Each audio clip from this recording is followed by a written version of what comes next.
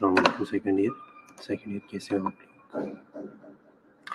Okay, second year यहाँ तक हमने डिस्कस किया था ब्रेन स्टेम तक, ठीक है। आगे हम सेरेब्रल सर्कुलेशन थोड़ा सा डिस्कस करेंगे कि सेरेब्रल सर्कुलेशन जो है वो कैरोटिड और वर्टेब्रल आर्टरी से निकलता है, ठीक है। सेरेब्रल सर्कुलेशन जो है वो कैरोटिड और वर्टेब्रल आर्टरी से निकलता है, ठीक है। ब्लड ब्रेन बैरियर, अच्छा बी क्या है? ब्रेन के अंदर एक सिस्टम मौजूद है जिसको हम कहते हैं ब्लड ब्रेन बैरियर, ठीक है, जो कि टॉक्सिक सब्सटेंस और लार्ज मॉलिक्यूल्स को ब्रेन के अंदर डिफ्यूज होने से रोकता है, ठीक है। ब्लड ब्रेन बैरियर है, जो कि ब्लड के अंदर एक बैरियर मौजूद है, जितने भी टॉक्सिक सब्सटेंस जाते हैं, जितने भी लार्ज मॉलिक्यूल्स जाते हैं, वो ब्रेन के अंदर घुसने से वो रोकते हैं, ठीक है। उसके अलावा जो एक ब्लड में एक फ्लूइड होता है या सॉरी ब्रेन में जो है वो एक फ्लूइड होता है जिसको हम सेरेब्रोस्पाइनल फ्लूइड बोलते हैं, ठीक है, जिसमें आरबीसीज नहीं होते, ठीक है, या वेरी वेरी फ्यू होते हैं। और जेवीपी तो हमने ख़त्म किया था। जेवीपी में कुछ रहता है अभी?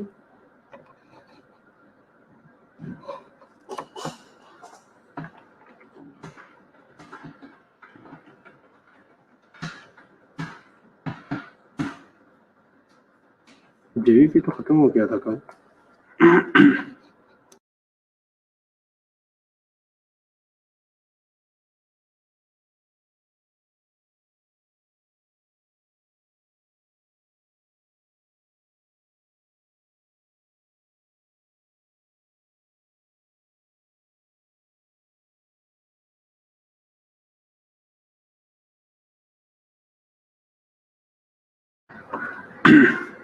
वो कंप्लीट हो गया था, ठीक है। आज हम दोबारा अपने पुरानी टॉपिक पे आते हैं, मिनी मेंटल या mental status examination, mental health examination पे। नहीं, अब बस यही था, जेवीपी यही था।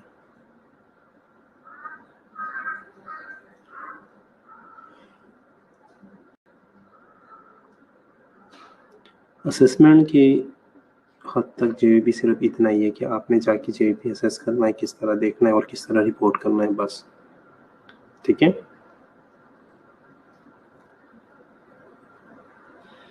ओके, सो सेरेब्रल सर्कुलेशन की तरफ आती है। सेरेब्रल सर्कुलेशन जो है वो कैरोटिड और वर्टिब्रल आर्टरीज से निकलता है।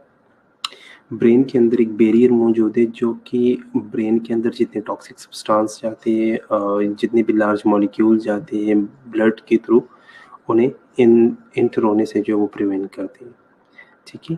ब्रेन के अराउंड एक सेरेब्रोस्पाइनल फ्लूइड मौजूद होता है जो जिसमें जो है वो आरबीसीज वेरी फ्यू या बिल्कुल नहीं होते, ठीक है, और वो भी ब्रेन को प्रोटेक्ट करता है, ठीक है। इसके अलावा जो डब्ल्यूबीसीज ग्लूकोज 45 टू 75 mg पर डेसीलीटर, प्रोटीन्स 15 टू 45। अच्छा, सेरेब्रोस्पाइनल फ्लूइड के अंदर कौन कौन सी चीज़ें मौजूद होती हैं? आरबीसीज बिल्कुल नहीं होते, डब्ल्यूबीसीज फ्यू होते हैं, ग्लूकोज 45 टू 75 mg पर डेसीलीटर होता है, प्रोटीन जो है वो 15 टू 45 mg पर डेसीलीटर होता है, ठीक है। ये सेरेब्रोस्पाइनल फ्लूइड के अंदर ये चीज़ें मौजूद है, ठीक है। कौन कौन सी चीज़ें सेरेब्रोस्पाइनल फ्लूइड या सीएसएफ के अंदर? आरबीसीज बिल्कुल नहीं है, डब्ल्यूबीसीज बहुत फ्यू है, ग्लूकोज 45 टू 75 है, प्रोटीन 15 टू 45 है, ओके।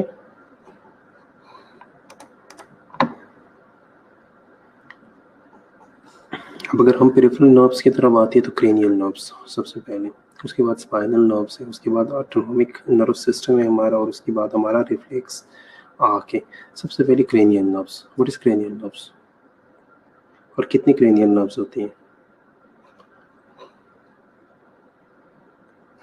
क्रेनियल नर्व्स क्या है और कितने क्रेनियल नर्व्स होते हैं?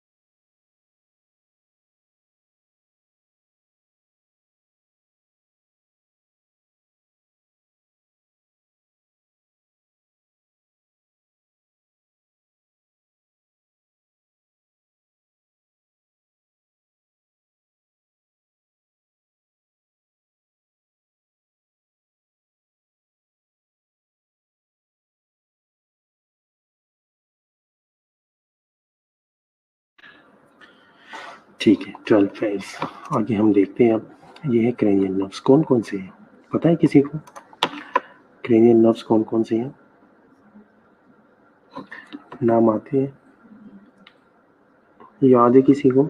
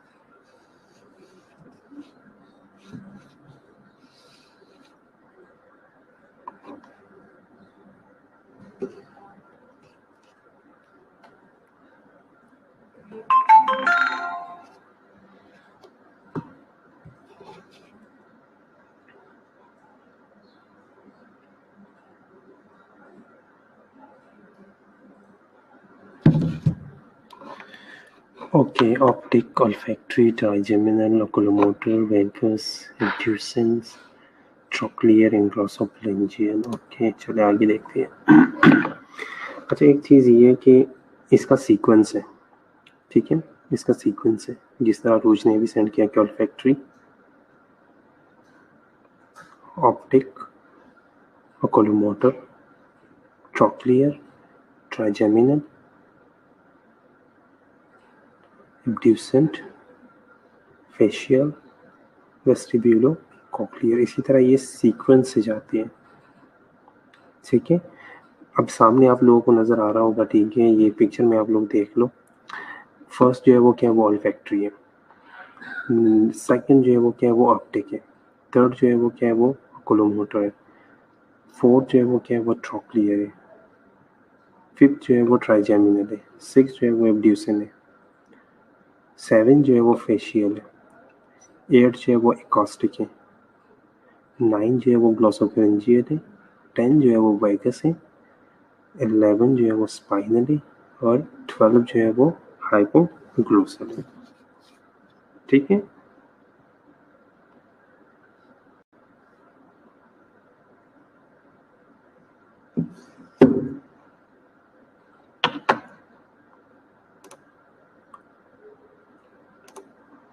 अच्छा, इसको सीक्वेंस से याद करनी है, ठीक है, इसका सीक्वेंस चेंज नहीं करना, क्योंकि इसका ये नहीं है कि आपको जो भी नाम याद है आपने लिख लिया, ये सीक्वेंस है, ठीक है। क्रेनियल नर्व 1 जो है वो ऑल्फैक्टरी ही है, उसकी जगह आप ऑप्टिक नहीं लिख सकते, उसकी जगह आप ओकुलोमोटर नहीं लिख सकते, उसकी जगह आप कोई वेगस और स्पाइनल नहीं लिख सकते, ठीक है। जो नंबर उन्हें दिया गया है सिर्फ उसी नंबर के साथ ही आपने याद किया है। अगर ऑल्फैक्टरी है तो 1 है तो 1 ही रहेगा, ऑप्टिक अगर 2 है तो 2 ही रहेगा, ठीक है। तो ये इसी सीक्वेंस से जो आप लोगों ने याद रखनी है, ठीक है। और इस तरह जिस जिस तरह इन्होंने कलर्स दिए है, ठीक है, तो सेंसरी जो है उन्होंने डिनोट किया है ब्लू से, ठीक है, और मोटर को जो है वो डिनोट किया है रेड से, ठीक है, या जो पिंकिश सा कलर है, ठीक है। नेक्स्ट अब आ जाओ, ठीक है, सर्वाइकल स्पाइनल नर्व्स ऑफ कितने हैं? तो सबसे पहले तो आप लोग को वर्टिब्रे के डिवीजन का पता होना चाहिए, वर्टिब्रल कॉलम के डिवीजन का पता होना चाहिए। सर्वाइकल वर्टिब्रे है, थोरेसिक वर्टिब्रे है, लंबर वर्टिब्रे है, सैक्रम और कॉक्सिक। सर्वाइकल कितने हैं? सर्वाइकल कितने हैं?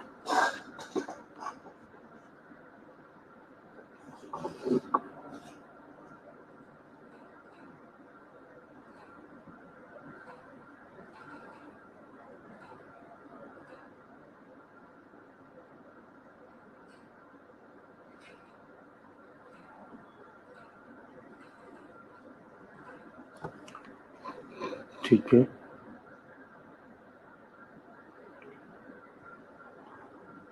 थोरेसिक कितने हैं?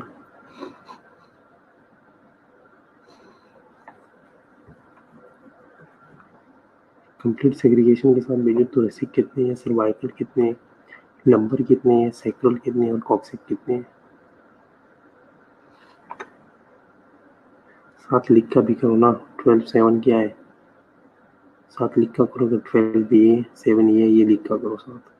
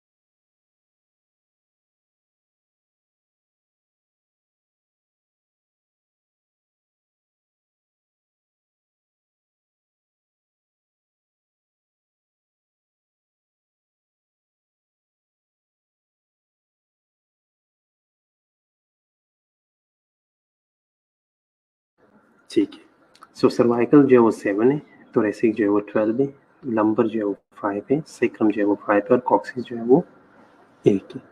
ठीक है, या कॉक्सीजियल जो है वो 1 है। फ्यूज बोन है 5 को एक ही कॉक्सिस बनाता है, बिल्कुल ऐसा ही। सो अब यहाँ से कितनी नर्व्स निकलती हैं? सर्वाइकल 1 to 7 है, इससे 1 to 8 निकलती है। ठीक है, तो सर्वाइकल स्पाइनल नर्व जो है वो क्या है, वो 1 to 8 है। थोरेसिक जो है वो 12 है। ठीक है, इसी तरह लंबर से लंबर स्पाइनल नर्व्स निकलती है, सैक्रम से जो है वो सैक्रल निकलती है। ठीक है, और कॉक्सिक से जो है वो कॉक्सिजियन निकलती है। ठीक है, ओके। अब रिफ्लेक्स आर्क, ये जो हम रिफ्लेक्स चेक करते हैं, deep tendon reflexes, deep tendon reflexes जो हम चेक करते हैं उसका क्या हिसाब है? अभी ये यहाँ पे आप लोग देख लो, ये क्या है, ये जो नजर आ रहा है आप लोगों को, ये क्या है? ये हैमर है। क्या है? हैमर, जिससे हम चेक करते हैं। ठीक है, जिससे हम चेक करते हैं।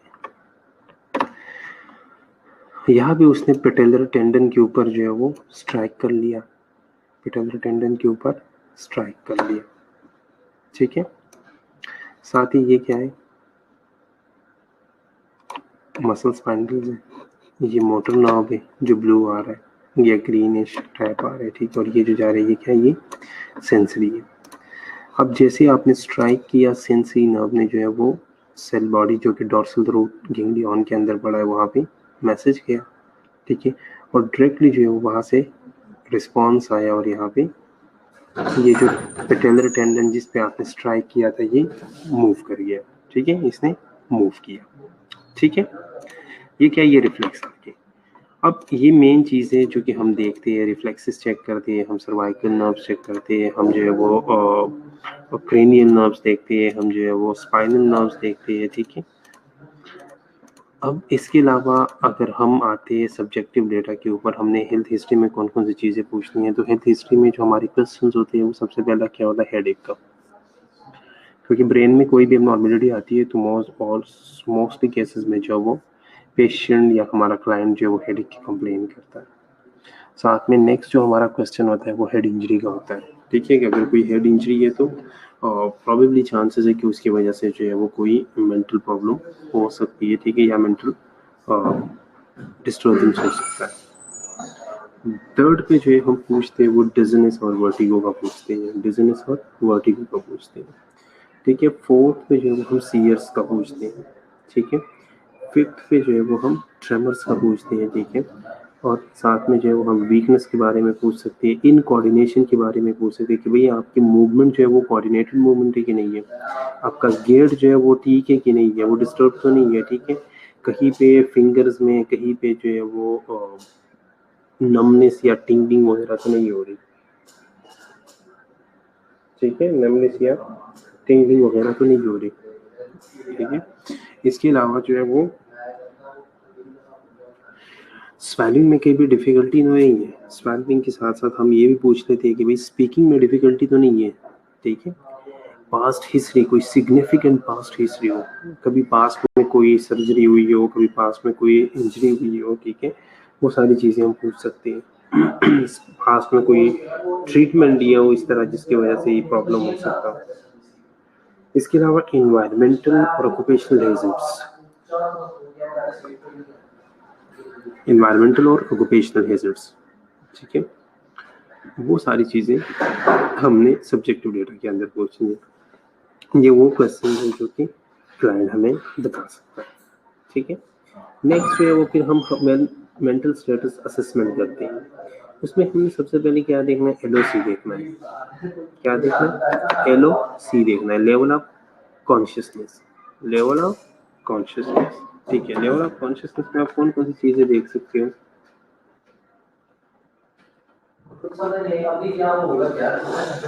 लेवल ऑफ कॉन्शियसनेस में आप कौन कौन सी चीज़ें देख सकते हो, या तो वो सॉम्नोलेंट है या स्ट्यूपरस है या कोमाटोज है या अलर्ट है। अब अलर्ट क्या है, अलर्ट क्या है, एक बंदा है, ठीक है, आप उससे पूछ रहे हो बिल्कुल ठीक है, तो वो क्या है, वो अलर्ट है, वो हर चीज़ का रिस्पॉन्स सही कर रहा है, वो बिल्कुल एक्टिव है, ठीक है, वो क्या है, वो अलर्ट है, ठीक है। अब नेक्स्ट जो है वो क्या है, नेक्स्ट जो है वो सोमनोलेंस है। अब सोमनोलेंस में क्या होता है, वो ड्राउजी है, स्लीपी है, उसे वो ऐसा है जैसे आपको ऐसा लग रहा है जैसे वो नींद में हो, ठीक है, वो ड्राउजी है, तो अगर ड्राउजी है तो उसे हम क्या कहेंगे, सोमनोलेंट कहेंगे। नेक्स्ट जो कैटेगरी आती है इसके बाद वो क्या है, वो स्ट्यूपरस है। अब स्ट्यूपरस कैटेगरी क्या है, स्ट्यूपरस जो है वो नियर टू अनकॉन्शियसनेस जिसे हम कहते हैं, वो क्या है, नियर टू अनकॉन्शियसनेस, वो क्या है, वो स्ट्यूपरस है। थर्ड ईयर का ही है, मैडम यहाँ पे रखी गई है जी, ठीक है। तो लेवल ऑफ कॉन्शियसनेस में हमारे पास जो कैटेगरीज आ रही है, सबसे पहले क्या है, वो अलर्ट है। अलर्ट में ये है कि अगर बंदा है, ठीक है, वो आपको सही तरह रिस्पॉन्स कर रहे हैं, उसकी सारी चीज़ बिल्कुल ठीक है, वो आपको लग रहा है कि एक्टिव अलर्ट है, तो वो क्या है, वो अलर्ट कैटेगरी में आता है। नेक्स्ट अगर वो थोड़ा सा ड्राउजी है या स्लीपी है, ठीक है, तो उसे हम सॉम्नोलेंट कैटेगरी के अंदर डालते हैं, ठीक है। अगर नियर टू अनकॉन्शियस कैटेगरी में आ रहा है तो उसे हम स्ट्यूपरस बोलेंगे, ठीक है। और अगर बिल्कुल रिस्पॉन्स नहीं कर रहा, ठीक है, कोमा में, तो क्या है, वो कोमाटोज है। नेक्स्ट जो आप मेंटल स्टेटस असेसमेंट में चेक करते हो लेवल ऑफ कॉन्शियसनेस के बाद, वो क्या है, वो ओरिएंटेशन हम देखते हैं। अब ओरिएंटेशन में क्या है, ओरिएंटेशन में प्लेस, पर्सन और टाइम ओरिएंटेशन हम चेक करते हैं, प्लेस, पर्सन और टाइम ओरिएंटेशन चेक करते हैं।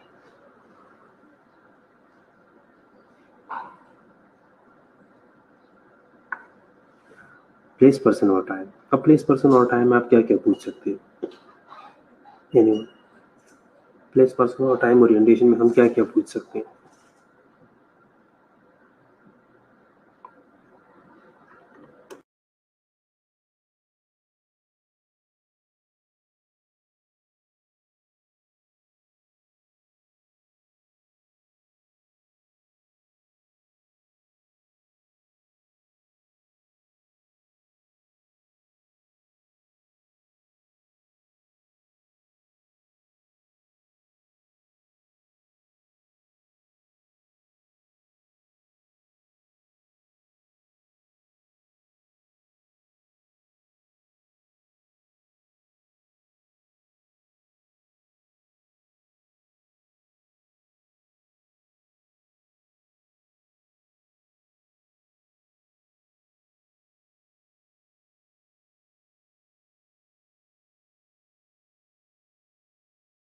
प्लेस, पर्सन और टाइम में क्या पूछ सकते हैं?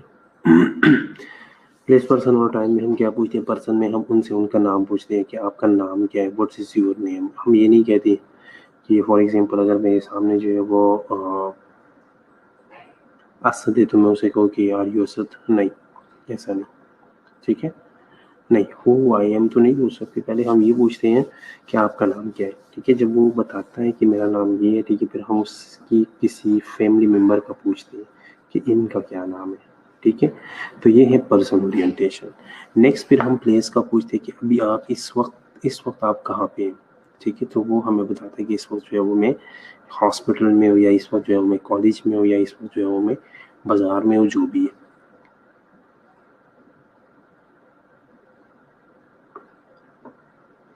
नेक्स्ट जो हमारा क्वेश्चन होता है टाइम के बारे में। टाइम में हम क्या पूछते हैं? टाइम में हम उनसे पूछते हैं अभी इस वक्त क्या टाइम हो रहा है, मतलब दिन का टाइम है, रात का टाइम है। एग्जैक्ट टाइम तो उन्हें पता नहीं होगा, क्योंकि एग्जैक्ट टाइम तो किसी को पता नहीं होता ना। एग्जैक्ट तो नहीं बता सकता कि 10 बज रहे हैं या 10:30 बज रहे हैं। हाँ, वो ये बता सकता है कि दिन का टाइम है, रात का टाइम है, सुबह का टाइम है, दोपहर का टाइम है, ये बता सकता है, ठीक है? तो ये क्या है? ये प्लेस, पर्सन ओरिएंटेशन है। नेक्स्ट जो हम पूछते हैं वो क्या है? वो मेमोरी के बारे में पूछते हैं, या नेक्स्ट जो हमारा असेसमेंट होता है वो मेमोरी असेसमेंट होता है। अब मेमोरी में हम इमीडिएट और रिसेंट और रिमोट तीनों मेमोरीज जो है वो हम चेक करते हैं, ठीक है? तीनों मेमोरीज हम चेक करेंगे। इमीडिएट मेमोरी में हमें क्या पूछना है? इमीडिएट मेमोरी में इंस्टेंटली आपने फॉर एग्जांपल जैसे आप गए असेसमेंट के लिए, पहले जो आपने उनसे बातें की, ठीक है? आप उनसे ये कैसे कहा जब मैं आया मैंने आपसे क्या बातें की, या मैंने आपसे क्या पूछा था, ठीक है? या आप स्टार्ट में जाते हैं, स्टार्ट में उन्हें कह देते हैं कि भाई ये चीज़ आपने याद रखनी है, तो आप उस टाइम पूछ रहे थे, इमीडिएट मेमोरी आप चेक कर लेते हो, ठीक है? इसके अलावा जो है वो आप रिसेंट मेमोरी चेक कर सकते हो। रिसेंट मेमोरी में आप उनसे पूछ सकते हो भाई सुबह जो है वो क्या खाया था, या कल क्या खाया था, या कल क्या किया था, या कब से जो आपकी तबीयत खराब हुई है, वो सारी चीज़ें वो बता सकता है, ठीक है? उसके बाद क्या है? उसके बाद है रिमोट मेमोरी। उसके बाद क्या है? Remote memory. अब रिमोट मेमोरी क्या है? रिमोट मेमोरी जो है वो हम डिस्टेंट मेमोरी पूछ लेते हैं, कोई पुरानी चीज़ है उनसे पूछ लेते हैं, उसकी प्रीवियस ज़िंदगी के बारे में पूछ सकते हैं, पास्ट लाइफ के बारे में पूछ सकते हैं, प्रीवियस कोई चीज़ के बारे में पूछ सकते हैं, तो क्या वो रिमोट मेमोरी के अंदर आ जाती है चीज़ें, ठीक है? तो मेमोरी के अंदर हमने कौन कौन सी चीज़ें पूछनी है? 3 चीज़ें पूछनी है, और कौन कौन सी है? इमीडिएट, रिसेंट और रिमोट मेमोरी। यहाँ तक क्लियर है?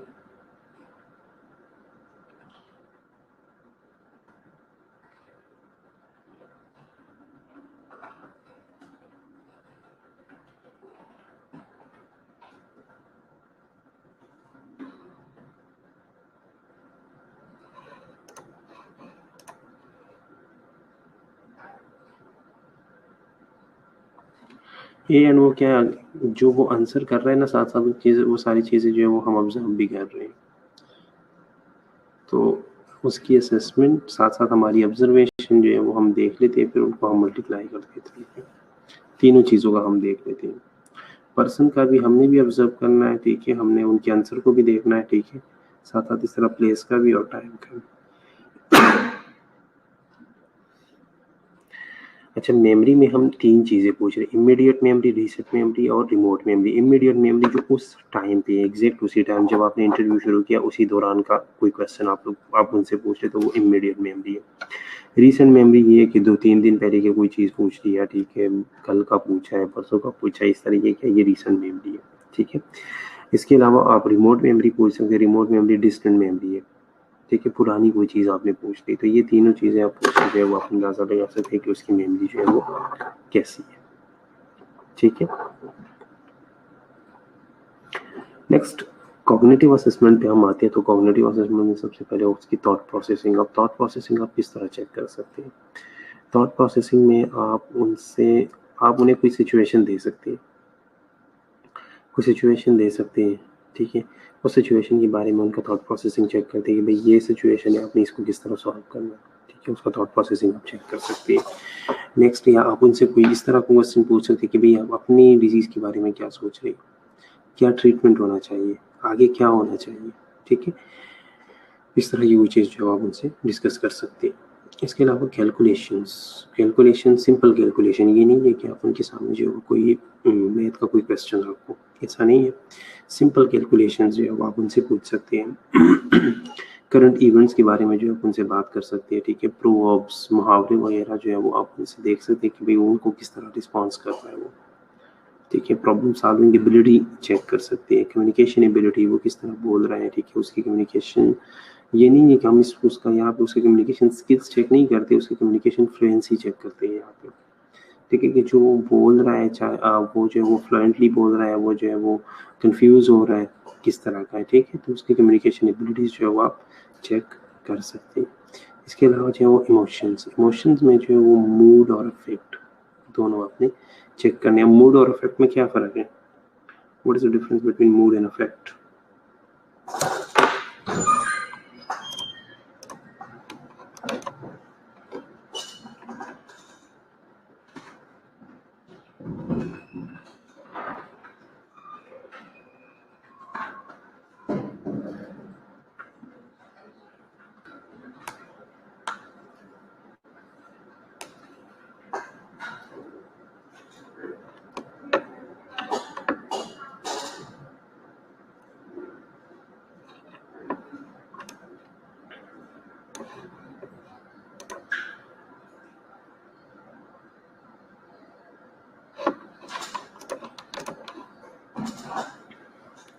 मूड और अफेक्ट में क्या फ़र्क है?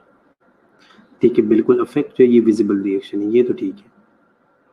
अफेक्ट जो है वो क्या है, वो विजिबल रिएक्शन है। जो इमोशंस की वजह से विजिबल रिएक्शन आ रहा है वो क्या है, वो अफेक्ट है। मूड क्या है?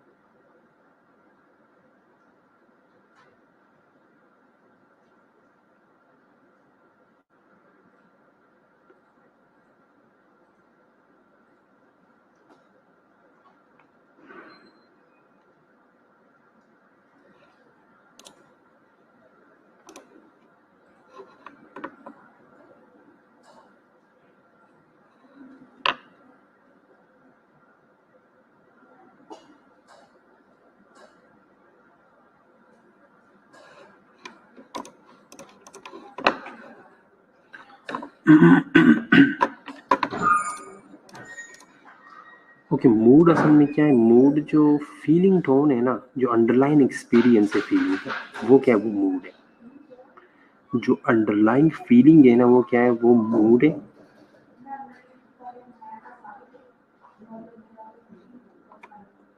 सॉरी, जो फीलिंग टोन है वो क्या है, वो मूड है। जो फीलिंग टोन है वो मूड है, ठीक है। और जो उसका विजिबल रिएक्शन है वो क्या है, वो अफेक्ट है, ठीक है।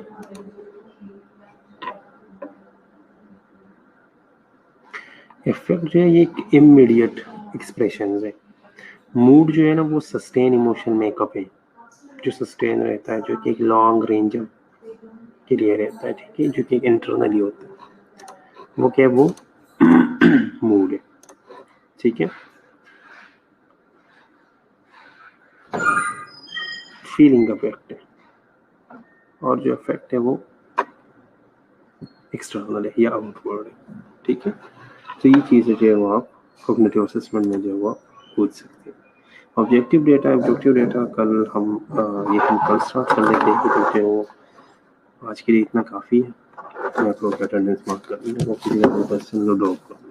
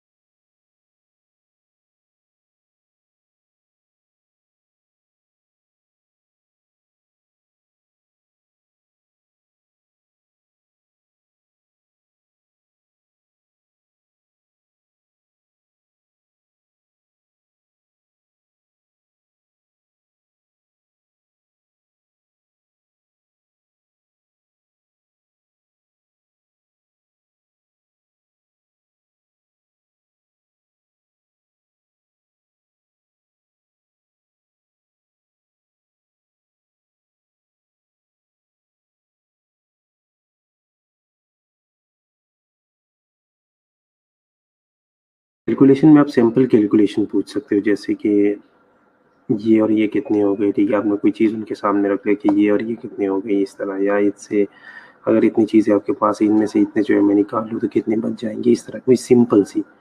ये नहीं है कि कोई मैथ का क्वेश्चन दे दिया, ठीक है।